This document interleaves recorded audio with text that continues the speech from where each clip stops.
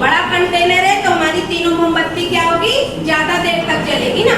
और अगर मैं इससे ढाकूंगी तो छोटा है तो इसके अंदर की हवा क्या होगी, कम, वॉल्यूम कम है तो तीनों मोमबत्ती जल्दी बुझ जाएगी। अभी इसमें देखते हैं कौन सी मोमबत्ती सबसे पहले बुझेगी। आप लोग बोल रहे सबसे बड़ी मोमबत्ती सबसे पहले, हाँ, उसके बाद दूसरे नंबर की, है ना, उसके बाद तीसरी। तुम लोग बोलते ऑक्सीजन कम हो गई इसलिए मोमबत्ती बुझी, तो ऐसा कैसे हो गया कि पहली मोमबत्ती को पहले ऑक्सीजन मिलनी बंद हो गई, फिर दूसरी को, फिर तीसरी को? ऑक्सीजन तो पूरे डब्बे के अंदर है ना, तो फिर ऐसा क्या हुआ कि तीनों मोमबत्ती अलग समय पर बुझी? अगर ऑक्सीजन ही इसका कारण है तो तीनों एक साथ बुझनी चाहिए ना। डब्बे में तो उतनी ऑक्सीजन है तो ऐसा क्यों हुआ? किसी को आइडिया है? असल में होता क्या है, कार्बन डाइऑक्साइड गैस का घनत्व अगर हम सामान्य टेम्परेचर की बात करें तो ज्यादा होता है ना, हवा से ज्यादा होता है उसका। अब जब टेम्परेचर अभी क्या हो गया, देखो डब्बा को छू के देखो, आके देखो इसको छू के कितना गर्म है आपको।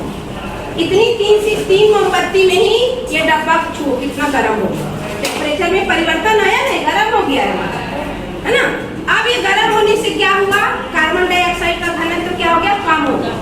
अब घनत्व कम होता है तो हम लोग सब जानते हैं आयतन बढ़ता, हवा विरल होती। घनत्व कम मतलब हवा विरल हो गई, कम घनत्व की मतलब पतली है। और ज्यादा घनत्व की, जैसे अभी क्लास में हम ज्यादा बच्चों को बैठा देंगे तो बोलेंगे घनत्व ज्यादा है, बच्चे कम हो जाएंगे तो बोलेंगे घनत्व कम है। एरिया तो उतना ही है, वॉल्यूम तो उतना ही है।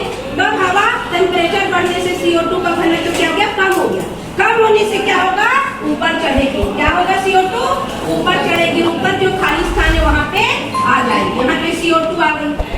लेकिन अब टेम्परेचर धीरे धीरे कम होगा तो CO2 क्या होगी, नीचे उतरेगी। और जब ये ऊपर जाएगी तो यहाँ पे जो ऑक्सीजन थी उसको दबाएगी।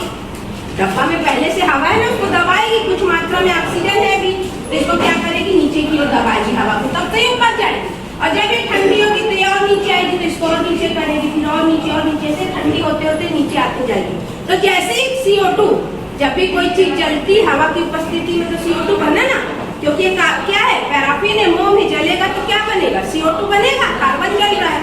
तो ये जो CO2 गैस निकली अब नीचे आएगी, तो नीचे आएगी तो सबसे पहली जो ये वाली मोमबत्ती थी बड़ी वाली, इसको बुझाई, फिर और ठंडी होगी और नीचे आई तो दूसरी मोमबत्ती को बुझाई, और नीचे आई तो तीसरी। और जब ये नीचे आती तो यहाँ की हवा को दबाते जाती, इसीलिए ऑक्सीजन तीसरी मोमबत्ती तक को मिलती रहती है, थोड़ी देर तक जलती है। फिर CO2 जैसे ही नीचे आई और क्या हो गया, तीनों मोमबत्ती बुझ गई। इसका मतलब है कि तापमान बढ़ने से CO2 का घनत्व क्या हुआ, तो CO2 का घनत्व क्या हुआ, तापमान में परिवर्तन होने से कम हुआ। तापमान में परिवर्तन होने से क्या हो गया, CO2 का घनत्व कम, आयतन बढ़ा, वो ऊपर गई।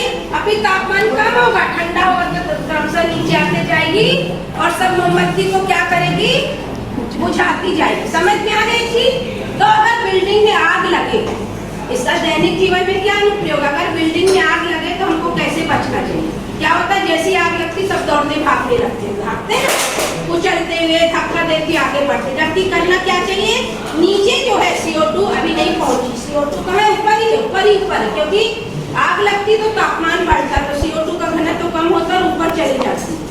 तो हमको नीचे जमीन में क्या होना चाहिए, लेट जाना चाहिए। क्या होना चाहिए, लेट जाना चाहिए, लेट के जाना चाहिए, क्योंकि अभी नीचे ऑक्सीजन दबाते जा रही ना, नीचे आ रही तो हवा को दबाते जा रही तो नीचे हमको ऑक्सीजन मिलेगी, नहीं तो ऊपर जल के नहीं मरेंगे लेकिन घुट के मर जाएंगे CO2 के धुएं में। तो कैसे लेट के निकलना चाहिए, जब आग लगे कमरे में या किसी ऐसी जगह पे लेट के बाहर निकलना चाहिए, भापड़ नहीं मचाना चाहिए। तो इस छोटे से प्रयोग का दैनिक जीवन में इतना बड़ा अनुप्रयोग है। हम अपनी समझदारी से अपने फिजिक्स के सिद्धांत को ध्यान में रखकर अपनी जान और अपने आसपास के लोगों की जान बचा सकते हैं। तो इस चीज को ध्यान रखोगे, अपने छोटे भाई बहनों को भी ये सुरक्षा की जो टिप है ये जरूर बताओ। कभी भी आग लगे, भगवान न करे कभी ऐसा मौका लेकिन आए तो दौड़ भाग के नहीं जाना। कैसे लेटना है, जमीन में लेट के सड़क के सीधे निकलना है। वजह समझ में आ गई?